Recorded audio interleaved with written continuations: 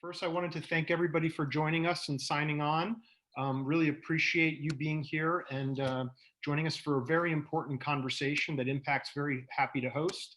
The Stimulus Package Uncovered. It's a webinar brought to you with the head of the U.S. Small Business Administration. We have an amazing set of panelists, and we have a ton of questions that we're hoping to get through. So really appreciate all of you joining us and helping us work through all of these questions from our audience. I'll be kind of kicking us off with some brief introductions of our panelists, and then I'm going to get right into the questions. We have so many questions. I hope we can get through all of them. We're going to work very hard to do so. But if we run out of time, we will loop back with you all and see if we can answer them after today's session, which will run till 1:45 p.m. Eastern time. Let me kind of just take a quick minute to introduce you to Impact. Impact is a nonprofit organization that works to bring important issues to our communities and present them in a nonpartisan, analytical, open-minded way to discuss what matters and help our communities engage on problems that are most relevant to them. We're very lucky to be joined by an extremely special set of experts today to talk about small business, the stimulus package, and our economy.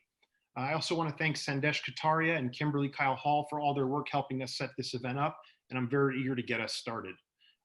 Our panelists today include Maria Contreras Sweet, the former administrator of the Small Business Administration, the 24th appointed by President Barack Obama and served from 2014 to 2017. She was formerly the executive chairwoman and founder of Pro America Bank, a commercial bank focusing on small to mid-sized businesses with a specialty in the Latino community. We're also blessed to have Anne Marie Mellem here.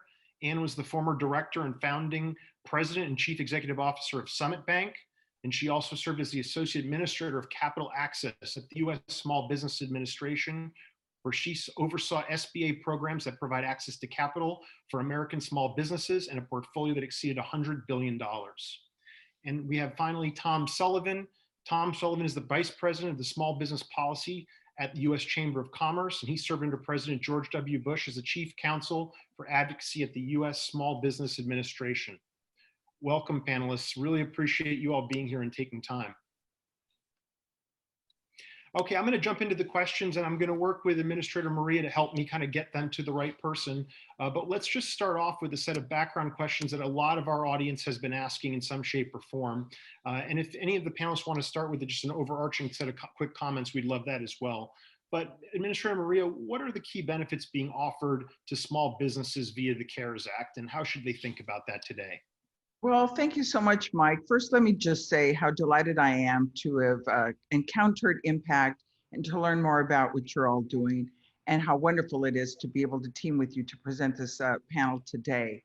I'm delighted first to say what a pleasure it was to serve as the 24th administrator over the U.S. Small Business Administration. It was a great joy of my life to be able to speak for the 30 million small businesses across the country, representing them domestically and abroad, and to learn about the the labyrinth of resources that are available for small businesses, but lamentably, so many small businesses don't really, aren't familiar with them. And so I'm hoping that in the first question, what we can do overall first would be just to ask Anne Marie to sort of describe overall some of the federal resources that are available within SBA, and then any other programs in the federal government, such as in the agriculture, commerce, and some of the others. I think just because of the quality of questions that I see here, I can tell that some people are not as familiar with the resources available at the federal government. So I thought that it would be really nice to give that broad view first, and then we can get into the specificity. If you could help us out, Anne Marie, that'd be great. Sure. Thank you, Maria. And also thank you to Impact for having this panel. And I hope that we can shed some light on some things. So the Small Business Administration, and I was also felt very fortunate to spend some time there towards the end of my career. And I thought I knew about the SBA because I had been an SBA lender most of my life as a banker. And so I knew about the lending programs, the 7A program, that's the flagship program, the 504 program for purchasing real estate small businesses, the micro loan program, the community advantage program, but I didn't know much about the rest of the SBA, and there's a lot more to it. SBA make sure that the entire government uses small businesses when they contract for work, which is a huge job and is very helpful to small businesses. And they have huge resource centers, small business development centers, women's business resource centers, veterans, centers for veterans, and certainly all those, the SBA offices, regional and local offices. So there are myriad places for small business to go just to get support and counseling. And it's an amazing resource to our country's small businesses. Well, thank you, Anne Marie. She's being so humble.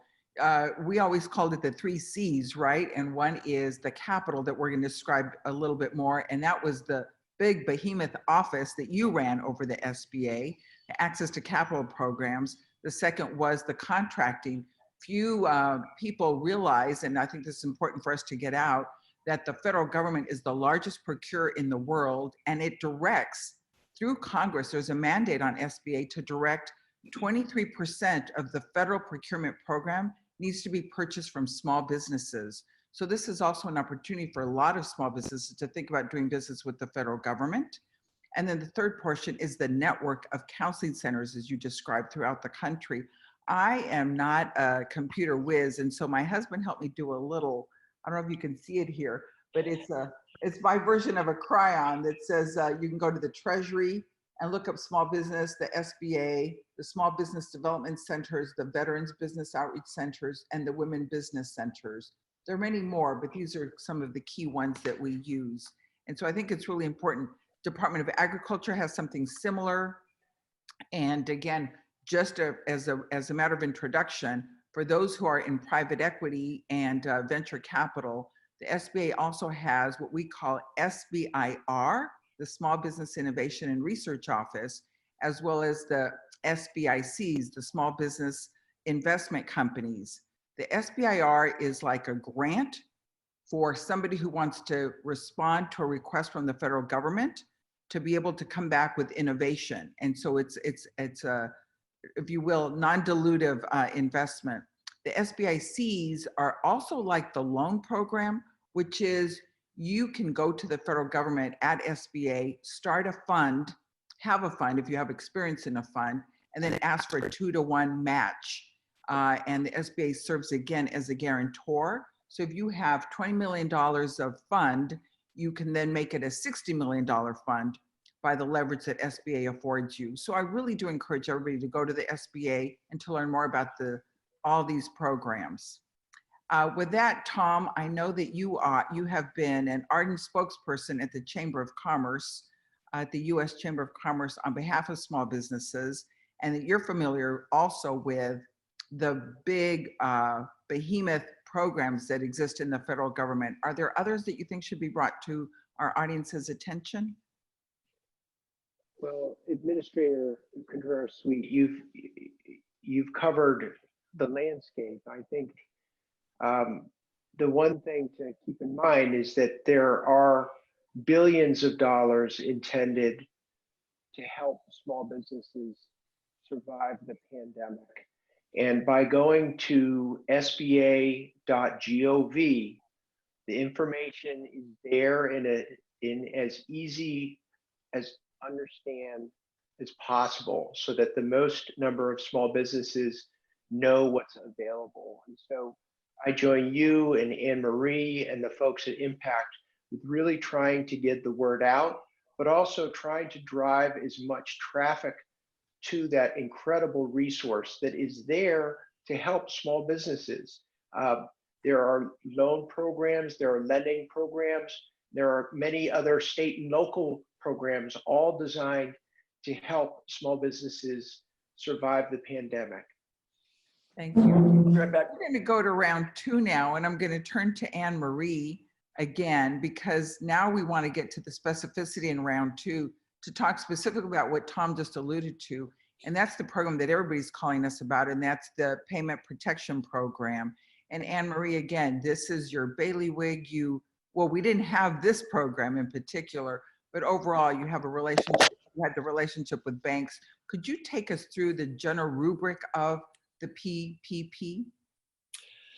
Sure, thank you. I mean, the interesting thing is I think the first round of PPP may be done today or tomorrow. The Paycheck Protection Program was passed by Congress about 3 weeks ago, and about a week and a half ago, the SBA stood up a brand new program, which is a loan program under the 7A program, but with most of the rules stripped away, and a 100% guarantee when borrowers use the money for payroll and other certain operating costs. So it's almost more like a grant if it's used appropriately, and it's very quick. They've allocated $350 billion, and so far as of yesterday, about 1.2 million small businesses received these word that their banks had received guarantees so that they could loan them this money for their short-term capital to try to keep their staffs intact through this short-term crisis. Hopefully it will be funded more because there's a lot more demand. As the administrator knows, and I think she's already mentioned, there are 30 million small businesses in this country, so there are a lot more small businesses that need this money. I wanted to provide one more resource because for me it's just a little clearer, and I don't mean that in a negative way. Treasury's been working very closely with SBA on this program, and if you go to treasury.gov on their first page, right at the home page, there's a red stripe that says small business help. If you hit that button, it lists all the tools for small businesses, and one of the things that they're doing is it includes the application forms. One of the things they're doing there is they have been updating an FAQ question almost every other day. That FAQ gets longer and more questions get answered, and they have kept that very current. The only reason I think that's a little easier to find is because that's the only thing there about small business. When you go to SBA.gov, there's so much there, but that's another good resource to try to get the current details on eligibility and the rules for borrowers, and also for lenders, but also for borrowers. Anne Marie, many of the questions that are coming in are asking about whether private equity funds are qualified for this program. Could you do a little more unpacking for us about, take us down another level? Yes, companies that have, if private equity funds have invested in companies, they can still be eligible in certain circumstances. The private equity funds cannot be controlling unless they were funded themselves by an SBIC, which is an interesting carve out. It's a little technicality. It is allowing more companies to be eligible. But once again, if you go to that FAQ, there is a specific question there that answers that more specifically. One of the questions that just came in is, would we define what a small business is? Because there is a lot of just, rumor about what a small business is. Could you even unpack a little further? That's a really hard one. And that's one that the SBA has worked hard and to define, and it's not an easy question. However, again, go to the FAQ because they have made it easier. If you qualify under the SBA small business rules, you're eligible, which are very difficult because there's all kinds of standards for different industries, but you can find those, and most small businesses know who they are. But they've also said if you have less than 500 employees, and that you also qualify, and with those ownership rules that I talked about. Go to the FAQ. They're updating it almost every day. You can find it on both websites. It specifically talks about size. Right, and when you complete the application, it does ask for the NAICS code, the North America Industry Classification System. And so what Anne Marie's alluding to is that small businesses, generally we describe them as 500 employees or less, but there's also a financial cap. And in each category, sometimes you can be a little larger, but depending on the industry that you find yourself in. And so what you can do is just Google your industry, the North America Industry Classification System, to see where you fit in that. And I think that will give you some guide, because the bank application does request your NAICS code. And so I think that would be one way to get it as well. Yes. Yeah, thank you for that. Did you want to address the affiliate rule? Because some of the private equity folks here that I'm seeing, some have 2 or 3 investments in different companies. Could you please speak to the affiliate rule? The affiliation rules are still in place except for some carve outs. And again, I'm not totally in the weeds here, but I can tell you that the hospitality industry has been basically carved out from the affiliation rule.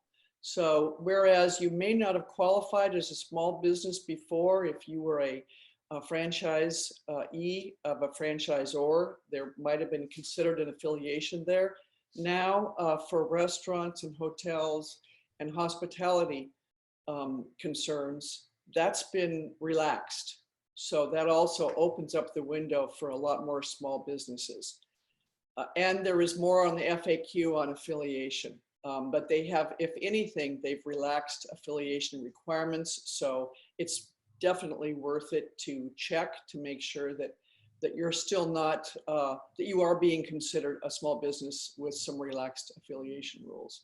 Right. So largely speaking, we're talking about sole proprietors, independent contractors, small businesses, as we said, under 500. That's largely the rubric, as I understand it, right, Anne Marie? Mm-hmm. Very Yes. good. Okay, well, super. So what they're asking is how do you determine how much of the loan is forgivable? You know, everybody, are you talking to me still again? Okay, Yes, I'll I'm keep sorry, going. yeah. Okay. Yes. It sounded so simple, right? It sounded so simple. 2.5 months of payroll related costs with certain stipulations that you couldn't be paying more than $100,000 on an annual basis to an employee. But as it turns out, as everything, the devil is in the details, and there have been a lot of questions about how do you calculate that.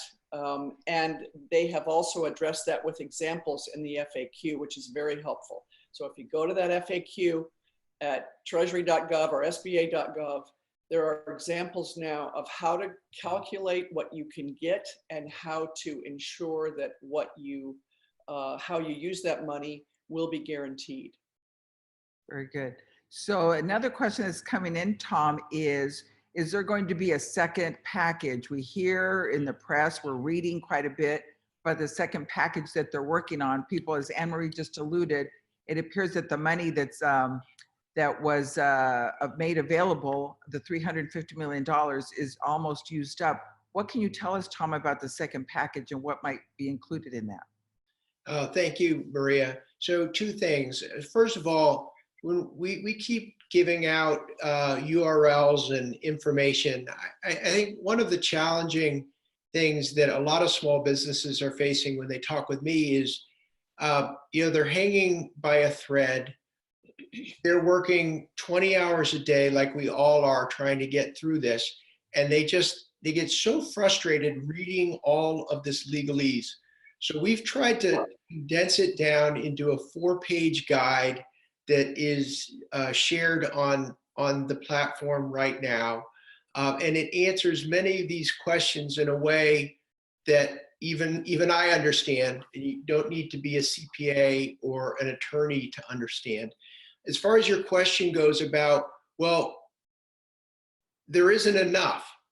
So what's Congress going to do? And when I say there isn't enough, this isn't fiction. I mean, President Trump's top economic advisor, Mr. Kudlow, had said that the loan money's likely going to run out tomorrow. So this isn't some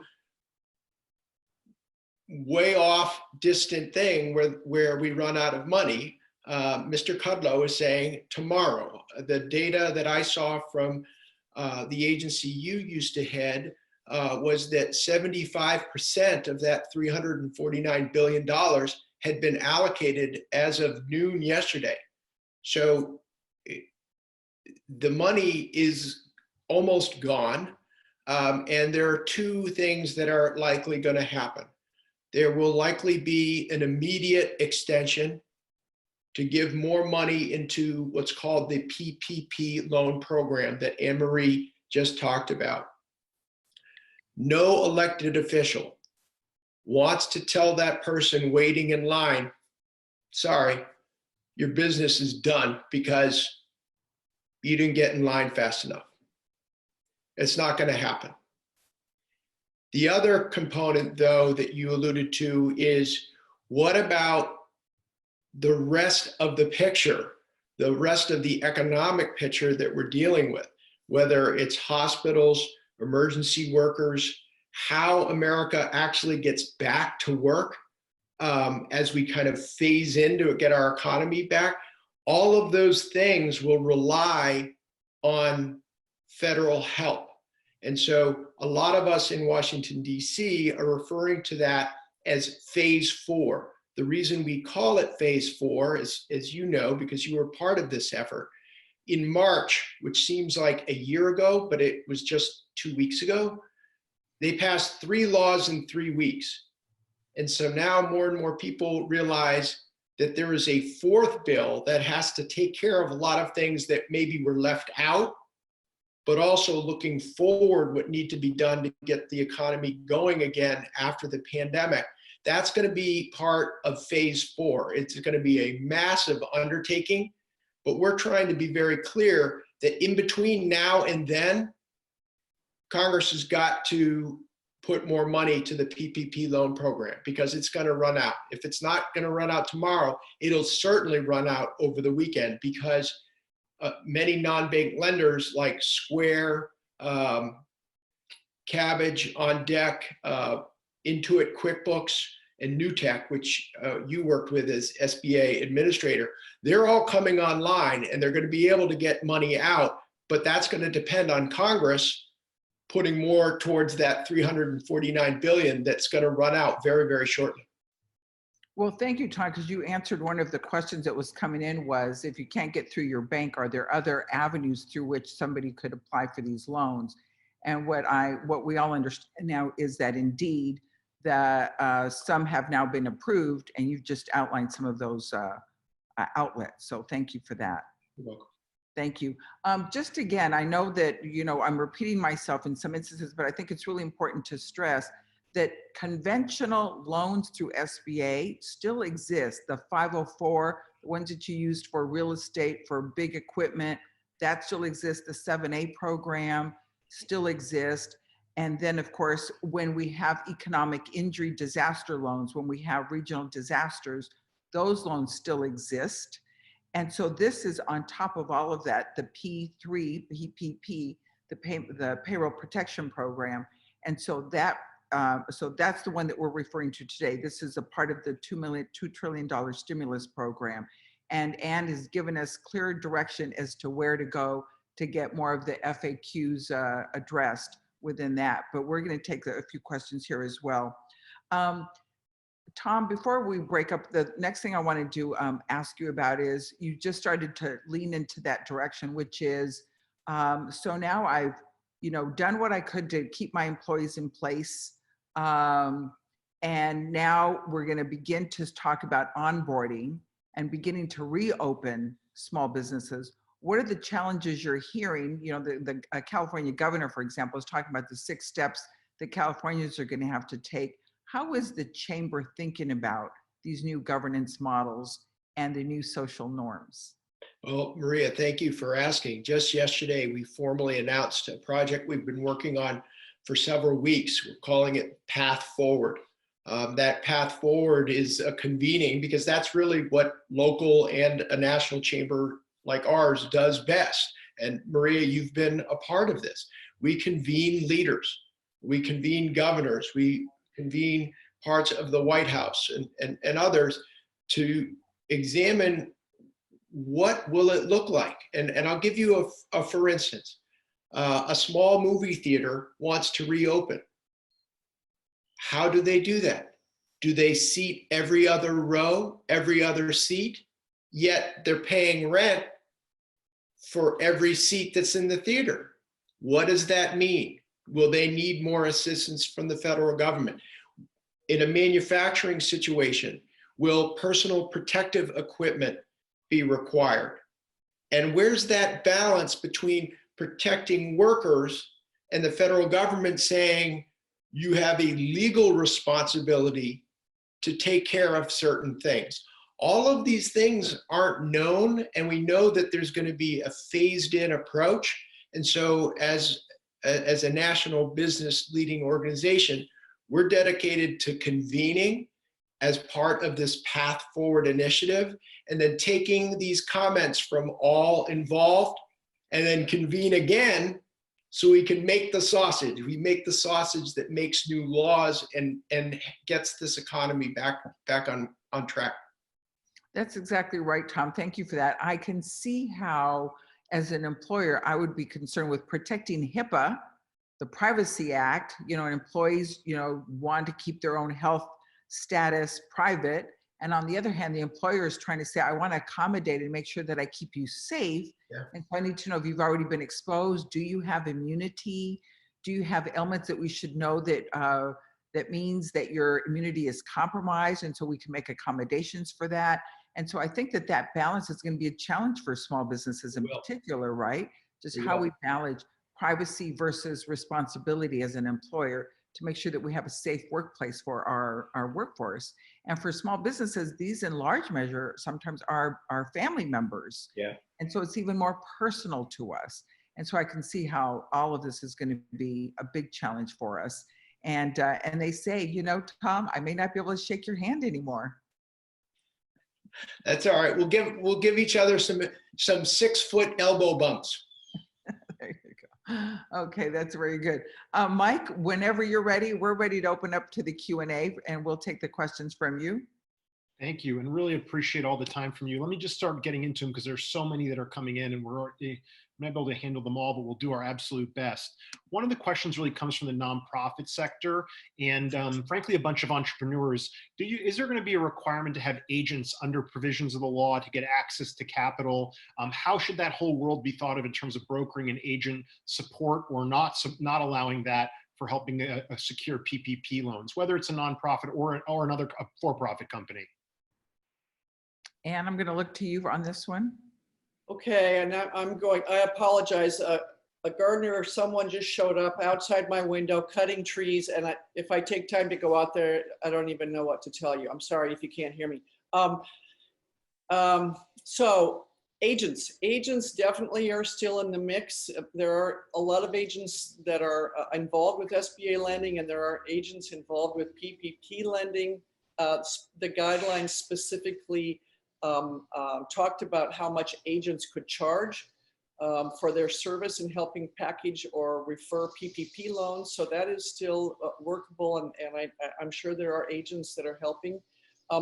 About nonprofits, something that Tom said reminded me to mention that one of the things that is also new for the Small Business Administration is that nonprofits, 503c3s are eligible. 503C3, yeah. So yes, and I've been thinking about, for example, I'm aware of, symphony organizations. You talked about a movie house, and it reminded me of symphonies and other venues, many times which are nonprofit organizations. They are eligible for the PPP, and they definitely should be applying to try to keep their businesses and their people employed for at least 2 months, and if the program goes on for longer. Thank you. We have a couple other questions around, Administrator Maria, if a business is predominantly 1099 contractors, or if for some reason they're mostly self-employed, what are some of the best strategies that they can take to take advantage of the PPP or other benefits, whether it's the EIDL or other items like that, but may not have as many W-2 workers? Right. Well, that's the good news, is that independent contractors also qualify for this program, sole proprietors. And so they should go to their banker and submit, and you go through, I think you have to submit Schedule C, but that, again, the rubric, the outline of the guidelines are all included in the FAQs, as Anne Marie suggested, both at SBA.gov as well as the US Treasury. And many of the banks have direct links to them as well, but your banker ought to be able to guide you through that. The application is pretty clear for those of you who have seen it. And so you would check the sole proprietorship box or the independent contractor box, and it has the different boxes. You check that, and then you answer the questions that are appropriate for your division, your NAICS code, and then you attach the Schedule C, as I mentioned. And so it's pretty straightforward, and most of the bankers have been guiding their clients through that process. But yes, that's available. I would just say one loan that we haven't talked about is for a nonprofit, for a sole proprietor, is also the microloans. There is also a network of nonprofit lenders that have microloans available for somebody who just wants to start. I think, Mike, that this is a really good time for somebody who says, I may not get hired back by my employer, you know, because of the reasons that Tom just outlined, where they may have to hire only half of their earlier workforce. And so many of us now have an opportunity to say, how do I pivot and do that exciting thing that I always dreamed of doing? And let me pivot and go to the SBA, one of these counseling centers that I described for women, for veterans, for seniors, for just everyday businesses across America, at the small business development centers, and get guidance on how to start your business plan, how to get access to capital. And we take people through their entire life cycle. The federal government has the programs to take you through the entire life cycle. And particularly for sole proprietors, I think that this is a really great time to think about expanding your business and using the resources available through these programs. Thank you, Administrator. Another question coming in. It's been reported that many banks have been seeking clarity regarding loan documents and safe harbor issues, and it has slowed funding. For those who are maybe having problems getting their loan application through, is there any information on how those issues are being addressed? And do agents help speed this up? And if so, are there any good agents you'd recommend, or is it nothing to do with that? Anne-Marie? That sounds like the problem that banks were having, all banks were having until about 3 days ago, because there was no guidance about the note itself and whether a bank needed an authorization specifically as they do for 7A loans. Those questions were answered just recently. That's why banks are really starting to fund now this week. The money is starting to flow to the businesses because the banks are able to, you know, write the note and have a contract with the borrower and know that they can participate with the borrower without a specific authorization form from the SBA. So those questions were really holding things up, and they've been answered, and I think funds are flowing now. To me, the next big question at the SBA is the guarantee. When the money has been spent and the borrowers go back to their banks and say, here, I've used it appropriately, and the bank goes to the SBA and says, okay, please provide the funds that you've promised to guarantee this loan.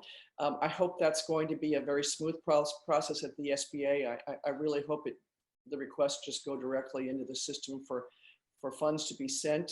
If they take it upon themselves to try to review over 1 million loans, that would be definitely problematic. I can't imagine they're going to do that, but that has not been done yet. So we'll see how that works. Yeah, just to elaborate, because I think Anne-Marie is spot on, and that is that as you know, I have the prism from SBA as well as having been a community banker, as does Anne-Marie. And for me, when I put out an SBA loan with the SBA guarantee, you know, I was happy to process the loan, happy to make the disbursement. But when I went to collect, if the loan defaulted and I went to collect the guarantee from the SBA, they would say, well, maybe the application wasn't completed correctly, maybe, you know, and so there were challenges in settling up and making certain that the bank was reimbursed. And so those are some of the things that Anne-Marie is talking about. The second part that small banks are particularly challenged with is the secondary market. And that is that banks have, particularly community banks, have a lending cap based on their capital levels. And so once they reach that, they can't do any more lending. And so the only way they can continue to put out these loans is if somebody buys the loans off their books and takes it off their balance sheet so that they have more capital available. And what often happens is if you don't find a secondary market, you're stuck with these loans. And so that's the other part. I think the Treasury was addressing now the secondary market, as I understand, Anne-Marie, and did say that they would create that secondary market so banks could offload them. The Federal Reserve has created a window to lend against these particular loans, so that will be helpful. And I understand there is being work done on a secondary market. Administrator, Tom wanted to make one comment around the 1099 earners, and I think that's a common theme throughout our questions. Tom, did you have that? Sure. Thank you, Mike. This is a common question that we get from small businesses who are excited that independent contractors are able to access the PP loan. but then get confused about, well, what does that mean? And there's two things that we really got to be very clear about. First of all, if you're a small business and you rely on 1099 earners, you cannot count them in your calculation for payroll that defines the amount of money that you're asking for a loan. However, those earners, the freelancers, the independent contractor, the sole proprietor who receive the 1099, they are able to apply for loans themselves. And this is what Administrator Contreras Sweet talked about a little bit, is that if they go in with a 1040C, I think it's line 31 is net income, that's what is needed to calculate what your loan amount should be for a PPP loan. But again, it's caused enormous confusion. 1099 earners are not part of the calculation for a small business. We do see many small businesses help those 1099 folks with their application to the bank, but that does not mean that they can include it in the payroll calculation for their own loan. Right. Another question coming in, Administrator Maria, do small businesses or self-employed individuals who have had to suspend operations due to supply chain disruptions but don't pay themselves a salary qualify for unemployment? My understanding is if they're paying, or if they are not paying into the program, then I don't think they can subscribe. That's my understanding, Anne Marie. Unless they're paying into it, I don't know that they can draw from it. Is that your understanding? Yeah, but Mike, I didn't fully understand the question. Can you repeat that? I think, do small businesses who the proprietor or owner is not paying themselves, or they're self-employed individuals and they have a problem with their business, are they able to qualify for unemployment? I think, you know what? I don't know the answer to that. Tom has the answer. Okay, good, Tom. So this is where it's helpful to have colleagues who are experts on this stuff, because I just learned this morning. There actually is a provision under the CARES Act where individuals like you described are able to receive benefits under what's called the Pandemic Unemployment Assistance Program, PUA. The benefits are 100% federally funded. This is something that comes out of Department of Labor, and we have information about it at our small business digital portal of uschamber.com/CO. But this particular circumstance was something that legislators thought about it. They created this pandemic unemployment assistance, and that is administered through the United States Department of Labor. Thank you, Tom. Administrator, the questions keep coming in. Maybe if I step back and look at probably about 5 or 10 themes that are common across them, there are a lot of kind of specific questions for S-Corps, LLCs, people who have part of their equity owned offshore. And it seems like there may be a gap in understanding this very complex legislation and the business-specific elements or architecture of companies in the country. What do you recommend or advise a small business owner to do to help kind of bridge that gap of how their unique configuration, their loan application, and then getting to capital? Do they need an agent? Do they need an accountant? Are there experts or companies that are coming up that you think that you could point them to that are really special? We're really trying to help them kind of close this information gap that seems to be a current theme across a lot of questions. Right. Well, the law was supposed to, was designed so that you wouldn't have to pay to process these loans. And they were very intentional about making these applications as easy as possible. You've actually downloaded the application. It's very straightforward, very straightforward. So the system is designed not to have to pay to get your loan. But I'm going to let Anne Marie elaborate, because I know she's doing a little bit of this work. Well, you're absolutely right on the process once you know you're eligible.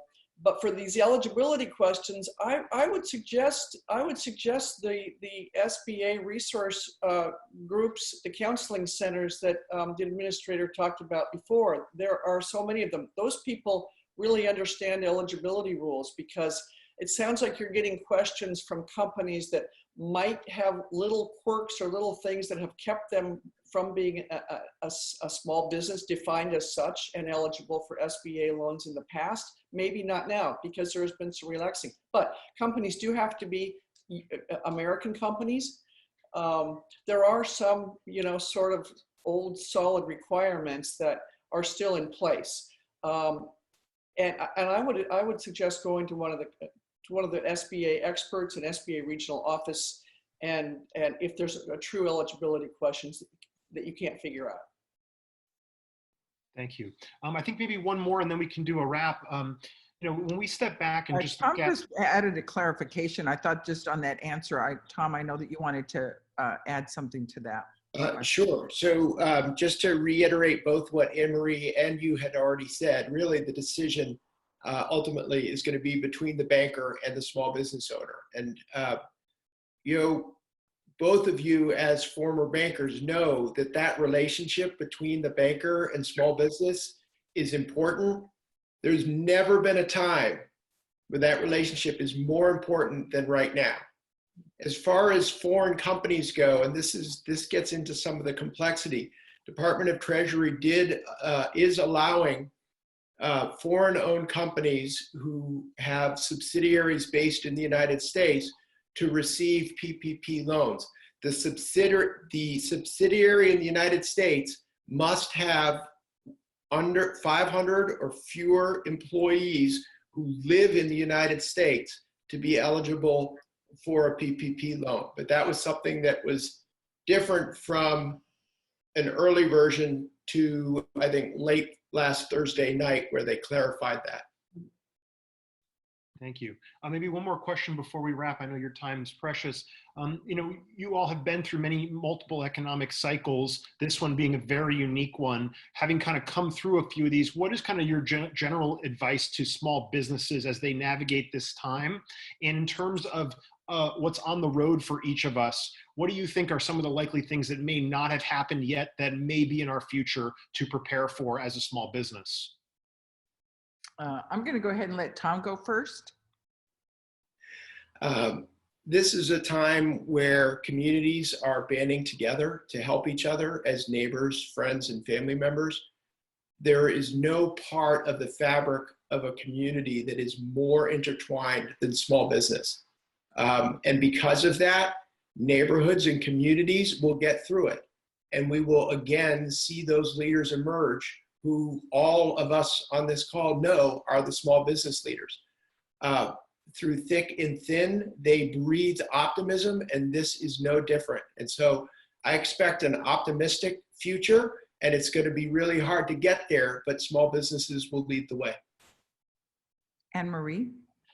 Well, ditto. And I would say, make sure you have good lines to your bankers and your lenders. Conserve cash, but take care of your core team so that you can find opportunities and look for ways to grow through this and find new ways to do business in the event that you have business that's just totally shut down. I'm on the board of a restaurant franchisor that also owns a lot of its own restaurants, and the challenges they're facing are amazing. They're practically closed down, but I can tell you they have found so many new revenue sources and so many ways to keep people busy. It's amazing, and it's because, yes, they're entrepreneurs, they're creative, they're positive, and they're finding ways to continue to serve their clients and find new clients. So yes, we will get through it. It might take a little bit longer. I would say taking a little longer. Thank you. Thank you so much. I really appreciate that. I can't tell you what a pleasure it's been to work with all of you. Anne-Marie, again, is just, so noble, so committed to the small business community. And Tom is an ardent voice on everybody's behalf here that, that's connected. So thank you both for all of your work and to Impact for convening us. I just want to say, for my part, that I have such admiration for the small business community, the 30 million across the country. When you think about a town and you think about, visiting a town, you go to the mall and the malls all begin to look alike. And the thing that distinguishes and makes a community attractive for tourists, for visitors, for a community is its local businesses. It's the main street. And so we want to preserve small businesses. And we know that after 30 days, 25% of them are likely not to come back online. After 90 days, we learned that about 50% of them are not likely to come back online. So these interventions, these programs are essential to make sure that we have higher success rates. The other reason small businesses are important to support is because so many of the large corporations, and Tom will, I'm sure, talk to this, is that so many large companies now say that their new research and development departments, their R&D departments, are now called M&A. They look to small businesses for innovation, for disruption. And so I think this is a tremendous opportunity for small businesses that have always been the disruptors, the innovators, the ones that know how to hack to find new solutions for things. This is an opportunity for them to step up and say, what are going to be my pain points, as Anne-Marie said, in my new life, as my new business, and how can I find a solution to address that pain point? And so this is an opportunity to really innovate. And I invite and challenge all the small businesses that are listening within our reach here to think hard about what solutions they can come up with. And lastly, I wanted to say that I mentioned earlier that small businesses have an opportunity to procure from the federal government at a 23% level. And I think for Tom and for so many of us that think about policy, it's an opportunity to say, if we want to create a strong America, maybe 23% isn't enough. Maybe this is a time for the federal government to step up and say, why aren't we buying more from small businesses? Because we know that small businesses are probably employing local American workforce. And so it's an opportunity for us to think hard about what policy opportunities there are too. And so I would encourage Tom and all of us to think about how we can amplify the ideas that'll come from meetings like this with impact and propose them, because that's the only way things become possible. So again, I think that in terms of our community and our culture, in terms of the resources that the small businesses provide in our community to us, the local jobs, our first jobs in many instances, and then finally the part of the supply chain and the disruption. For all these reasons, sessions like this are important because we want small businesses to endure and to be part of our future and to create wonderful things that we all love to purchase and enjoy in our homes. I want to thank Impact and everybody who joined us today. And you let us know, Impact, if there's an opportunity to answer more questions at another time as these programs evolve. We're happy to come back.